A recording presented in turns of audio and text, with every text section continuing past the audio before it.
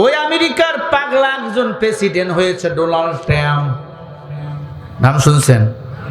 Donald Trump বলেছে মুসলমানের ঈদের আগে আর একটা ঈদ হবে 12-13 ফেব্রুয়ারিতে, সেটা বাংলাদেশে।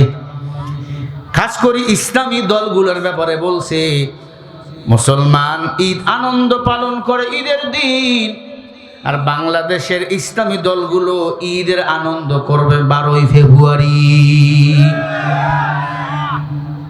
বলছে কেন? বলে আমি আভাস পাইতেছি শিক্ষিত যুবক যারা, তরুণ যারা, তারা ইসলামের দিকে বারবার ঢুকতেছে, কারণ ইসলাম হলো তাদের জীবন ব্যবস্থা। ইন্নাদ-দীনা ইনদাল্লাহিল ইসলাম। এই যে আমি শরীফুল ইসলাম এই কথাটা আজকে বলে গেলাম 14ই জানুয়ারি, লেখে রাখেন, রেকর্ড করে রাখেন। যদিও অন্য দলের ভোটের সংখ্যা 34%, ইসলামী দলের ভোটের সংখ্যা হলো 33%, 1% কম। এরপরে এনসিপির ভোটের সংখ্যা হলো 7%, ইসলামী আন্দোলনের ভোটের পার্সেন্ট হলো আপনার 7%। মোটামুটি 42-43% তারা চলে গেছে, বাকি আছে 13% মানুষ। এই 13% মানুষ যাদেরকে সমর্থন করবে তারাই আগামী দিনে বাংলাদেশে শাসন করবে। এর মধ্যে 10% হলো শিক্ষিত সমাজ, 3% হলো কৃষক, শ্রমিক।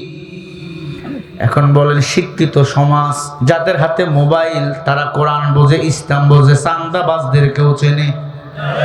কথা বল না কেন? আমার কেমন জানি মনে হয় বিএনপির ঘাড়ের উপর বাংলাদেশ জামাত ইসলাম সহ ইসলামী দলগুলো নিঃশ্বাস ফেলতেছে।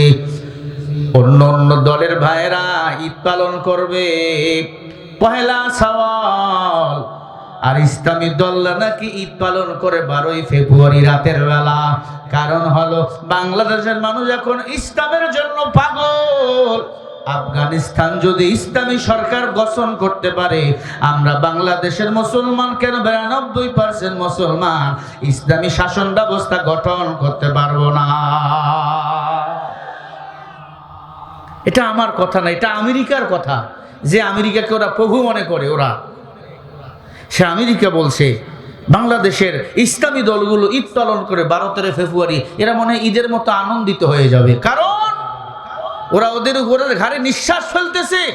13% মানুষ যাদেরকে সমর্থন দিবে তারাই নির্বাচন হয়ে যাবে, আগামীতে তারা ক্ষমতা চালাবে। আর একবার যদি কোরআন ক্ষমতায় যায়, আল্লাহর কসম দুর্নীতিবাজ কোন লম্পট বাংলার জমিনে আর ঠাঁই পাবে না। ওই দিন 12 তারিখে আপনাকে ব্যালট পেপার দেওয়া হবে দুইটা, একটা হবে ভোটের আর একটা হবে হলুদ কাগজের, হলুদ কালারের কাগজ, হ্যাঁ এবং না। আপনি যদি না ভোট দেন তাহলে আপনি শাসন চান না, কোরআনী বিধান চান না, সংস্কার চান না, আমার জুলাই যোদ্ধা যারা মারা গেল তাদের বিচার হোক আপনি চান না, আওয়ামী লীগের বিচার হোক আপনি চান না। আর যদি হ্যাঁ ভোট দেন তাহলে স্বৈরাচার আওয়ামী লীগের বিচার হবে। আমার বাংলাদেশে এক সরকার 10 বছরের বেশি থাকতে পারবে না। এতদিন ভোট দিয়েছেন একটা, এবার ভোট দিবেন দুইটা 12 তারিখে। একটা হবে এমপি ভোট আর একটা হবে হ্যাঁ না। যদি আপনি আমার জুলাই যোদ্ধা আবু সাইদ মুগ্ধ যারা মারছে এদের বিচার যদি চান, হ্যাঁ ভোট দিবেন। 10 বছর একজন প্রধানমন্ত্রী ক্ষমতা চালাবে, যদি চান হ্যাঁ, আপনি হ্যাঁ ভোট দিবেন। কথাকে বুঝাতে পারছি? বাংলাদেশে সুদ চলবে না, ঘুষ চলবে না, দুর্নীতি চলবে না, চাঁদাবাজি চলবে না, আর কোন শেখ হাসিনা তৈরি হবে না। তাহলে হ্যাঁ ভোট দিবেন, হ্যাঁ ভোট দিবেন। এটাই হলো সংস্কারের নামে কথা। কথা বলেন ঠিক না ঠিক? অজানা একটু কথা আপনাদেরকে জানিয়ে দিলাম, মনে করে না হুজুর রাজনীতি করার জন্য আসছে। হ্যাঁ, রাজনীতি অবশ্যই আমি করব, মদিনাওয়ালা নবী রাজনীতি করব, কোরআনের রাজনীতি করব। আল্লাহ কোরআনে সব কিছু দিয়েছে, কোরআন ছাড়া বাঁচার উপায় আমাদের নাই, ঠিক কিনা? বাপ মারা গেলে কোরআন খতম দাও, তারাবিতে কোরআন পড়ো, নামাজে কোরআন পড়ো। দুনিয়ার জিন্দিগিতে কোরআন মানতে অসুবিধা কোথায়? কথা বলে না? তুমি মারা গেছো, তোমাকে কি বলে? মিনহা খলাকনাকুম ওয়া ফিহা নুঈদুকুম। মাটির মানুষ মাটির মধ্যে রাখলাম, আবার মাটির মধ্যে তোমাকে জিন্দা করা হবে। এই মাটির মানুষ, নরম হয়ে চলো মাটিতে, গরম কেন দেখাও? বিসমিল্লাহি ওয়া আলা মিল্লাতি রাসূলিল্লাহ, রাসূলের দলে তুমি আমাকে দিয়ে আসলে মরণের পরে, কিন্তু দুনিয়ার জীবদ্দশায় রাসূলের দলকে অনুসরণ করলাম না, ইসলামকে ভুরি আঙ্গুল দেখাইলাম, আলেমদের গালি দিলাম, আলেমদের মৌলবাদী বললাম, মরার পরে যতই নবীর দলে দাও লাভ হবে না। আল্লাহ হেদায়েত দান করেন, বলেন আমিন। আরো জোরে বলেন। আমেরিকা বলছে মুসলমানরা, ইসলামী আন্দোলনের কর্মী যারা, বাংলাদেশের ইসলামী দলগুলো ঈদ পালন করে 12-13 ফেব্রুয়ারি, কারণ তারা বুঝে গেছে কখন কোথায় কে ক্ষমতায় বসতে চায়।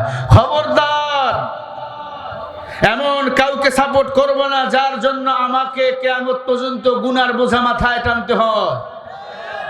অনুরোধ করে দিয়ে বলি, আপনার ভোট আপনি দিবেন, যাকে খুশি তাকেই দিবেন, কিন্তু এমন কাউরে দিবে না যে মদ খাবে, যে মদের বোতল হাতে নিবে, সে বিসমিল্লাহ বলবে এবং নারী ধর্ষণও করবে, নাইট ক্লাবে সারা রাত ঘুম পারবে, সকালবেলা আপনাদেরকে বাস দিবে। আল্লাহ হেফাজত করেন, জোরে বলেন আমিন। আল্লাহ রাব্বুল আলামিন বলেন, ফাআনজাইনাহু ওয়া আহলাহু ইল্লা ইমরাআতাহু কানাত মিনাল গাবিরিন।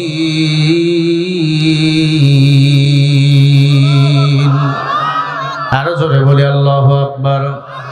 সূরা আল আরাফ 8 নম্বর পারা 20 নম্বর পৃষ্ঠা 3 নম্বর লাইনের 83 নম্বর আয়াত। আল্লাহ বলে, দুনিয়াতে যার নেতা হবে ভালো, হাসরের ময়দানে তার হিসাব হবে ভালো।